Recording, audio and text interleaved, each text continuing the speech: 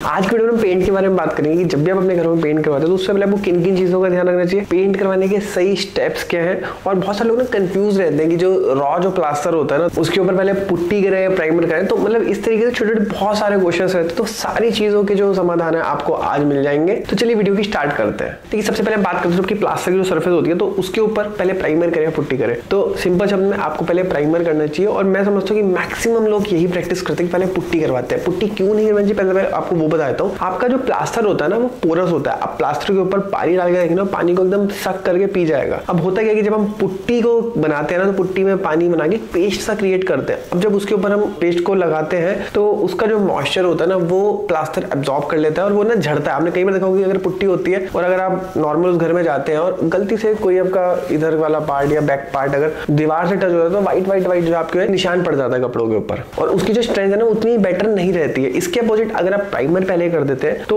वो जो आपका पोर्स होते हैं ना वो फिल हो जाते हैं और आपकी पुट्टी के लिए बेस मिल जाता है आपको। तो प्राइमर बेसिकली एक बॉन्डिंग लेयर क्रिएट कर देता है जिसके ऊपर पुट्टी बहुत ही इवनली तरीके से अप्लाई कर सकते हैं आप। और सबसे इंपॉर्टेंट बात जो प्राइमर होता है वो प्लास्टर को एक तो वाटरप्रूफ कर देता है और सेकेंडली पुट्टी होती है उसको वो डैम्पनेस से बचाता है। क्योंकि अगर हम प्राइमर नहीं लगाएंगे तो पीछे जो मॉइस्चर निकल के आएगा जो कि निकल के आता ही है तो वो पुट्टी को कमजोर कर देता है। अब पेंटिंग में आपको किन किन स्टेप्स को फॉलो करना होता है उसके बारे में बात कर लेते हैं। अब इसका भी जो है ना कोई फिक्स रूल नहीं है, मतलब हर किसी का अपना एक प्रोसेस रहता है, लेकिन फिर भी मैं आपको अपना एक प्रोसेस जो है वो बता देता हूँ। सबसे पहले जो आपकी जो सरफेस होती है उसको आपको साफ करना है। आपने क्लीन कर लिया, फिर उसके बाद जो है आपको उसके ऊपर प्राइमर का कोट करना है, फिर उसको छोड़ देना 6 से 8 घंटे के लिए सूखने के लिए। फिर थर्ड नंबर पे 2 कोट जो है वो पुट्टी के लगने हैं। पहला कोट के ड्राई होने के बाद ही दूसरा कोट आपको लगाना है। फिर उसके बाद आपको सैंड पेपर से जो है वो इसको स्मूथ कर लेना है। कहीं पर कोई दबक है तो उसको निकाल सकते हैं और इसके लिए आप ट्यूबलाइट का भी यूज कर सकते हैं। फिर इस पुट्टी के ऊपर ना 1 कोट और जो है आप प्राइमर का कर सकते हैं, लेकिन ये ऑप्शनल है। कर देंगे तो बढ़िया रहेगा जिससे कि आपका जो एडिशन और जो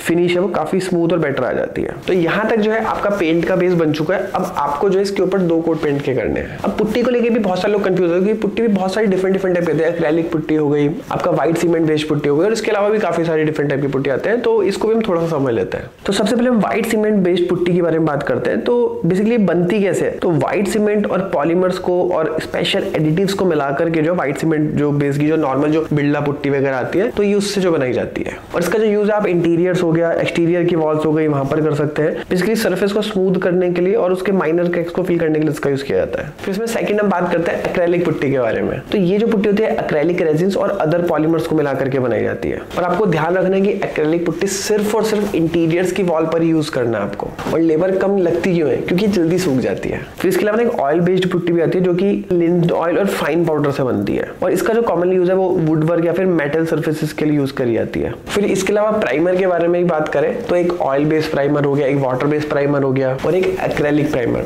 तो ये मेनली 3 टाइप के प्राइमर आपको मार्केट में मिल जाएंगे। और फिर इसमें जो ऑयल बेस्ड प्राइमर होता है ये लकड़ी हो गया, मेटल हो गया या फिर ऐसी सर्फेस जो कि ऑलरेडी पेंट हो रखी है तो वहां पर यूज करी जाती है। फिर इसके अलावा जो वाटर बेस्ड प्राइमर होता है जैसे आपकी न्यूली बिल्डिंग है, फिर नया प्लास्टर वहां पर हुआ है या फिर आपकी सीलिंग हो गई, ड्राई वॉल्स हो गई, तो वहां पर नॉर्मल वाटर बेस्ड प्राइमर का यूज करा जाता है। अब कुछ टेक्निकल चीजें मैं आपके शेयर कर देता हूँ जो कि जब आपके घर में पेंट होता है तो आपको ध्यान रखेंगे तो बहुत बढ़िया रहेगा। सबसे पहले बात करते हैं सरफेस के प्रिपरेशन के बारे में, उसे प्रिपेयर कैसे करेंगे। तो जो भी आपका सरफेस है उसे आप क्लीन कर लीजिए अच्छे से। उस पर किसी प्रकार की धूल हो गया, ग्रीस हो गया, फिर पुराना पेंट हो गया, वो नहीं होना चाहिए। और इंटीरियर्स वॉल के लिए आप स्पॉन्ज या फिर माइल्ड डिटर्जेंट का यूज कर सकते हैं और एक्सटीरियर वॉल्स के लिए फिर सैंड पेपर का यूज करके सरफेस को स्मूथ और यूनिफॉर्म बना लीजिए। और सैंडिंग करने के बाद पेंट की ग्रिप ना बहुत बेटर हो जाती है। और फिर उसके बाद फिलर या फिर पुट्टी लगाकर क्रैक्स अगर आपको दिख रहे हैं तो उसको आप फिल कर लीजिए और बढ़िया से सैंडिंग कर दीजिए। और जब आपने सरफेस को बढ़िया से स्मूथ कर दिया फिर उसके बाद आपको जो है उसके ऊपर प्राइमर लगाना है।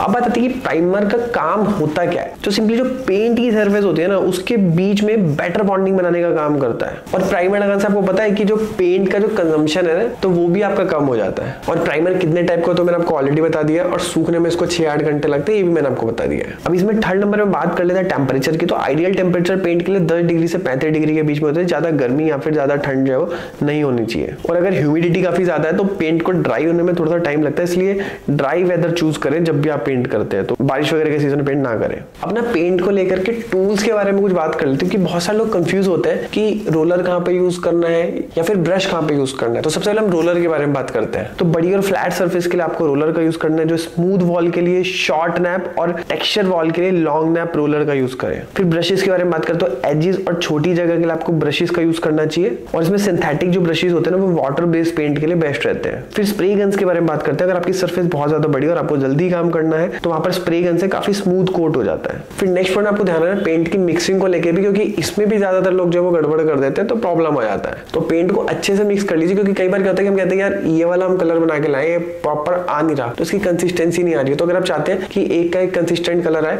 तो आप प्रॉपर मिक्स कर लीजिए। और अगर पेंट काफी गाढ़ा है ना तो उसमें आप 10 से 15% तक पानी मिला सकते हैं, और अगर ऑयल बेस्ड पेंट है तो उसमें थिनर मिला सकते हैं। अब कुछ कोटिंग टेक्निक के बारे में भी डिस्कस कर लेते हैं। तो सबसे पहले कोट के बारे में बात करें तो पहला कोट जो है आपको पतला लगाना है ताकि इवनली डिस्ट्रीब्यूट हो, और फर्स्ट कोट और सेकंड कोट के बीच में 4 से 6 घंटे का आपका गैप होना चाहिए। और फिर अगर मैं डायरेक्शन के बारे में बात करूँ ना तो हॉरिजॉन्टल और वर्टिकल दोनों के कॉम्बिनेशन में का यूज करके आपको जो है वो ब्रशेस का यूज करना है, जिससे कि उसमें किसी भी तरीके के मार्क्स वगैरह ना है। और बाकी है कि इसमें एक कॉम्बिनेशन हो रहा है कि आप ब्रशेस और रोलर को साथ साथ यूज करेंगे तो वो भी बढ़िया एक कॉम्बिनेशन बन सकता है। और इसमें ना एक और कंफ्यूजन जो कि ज्यादा लोगों को बहुत ज्यादा रहती है कि वो प्लास्टर के ऊपर पुट्टी करे या फिर पीओपी करे, तो दोनों के ना कुछ कंडीशंस है। ऐसे नहीं है कि पुट्टी बहुत बढ़िया है और ऐसा भी नहीं है कि वो पीओपी बहुत बढ़िया है। तो सबसे पहले आपको ये समझना है कि जो पुट्टी है वो इंटीरियर वॉल और एक्सटीरियर वॉल दोनों में ही आप यूज कर सकते हैं। अब जैसे बाथरूम हो गए, किचन हो गई, तो ऐसे एरिया जहाँ पे कि पानी का ज्यादा जो है वो प्रकोप रहता है तो वहां पर पुट्टी आप यूज कर सकते हैं, वहां पर पीओपी नहीं यूज कर सकते। फिर पीओपी के बारे में बात करें, अगर वॉल में अंडुलेशन काफी ज्यादा है, वो रफ है,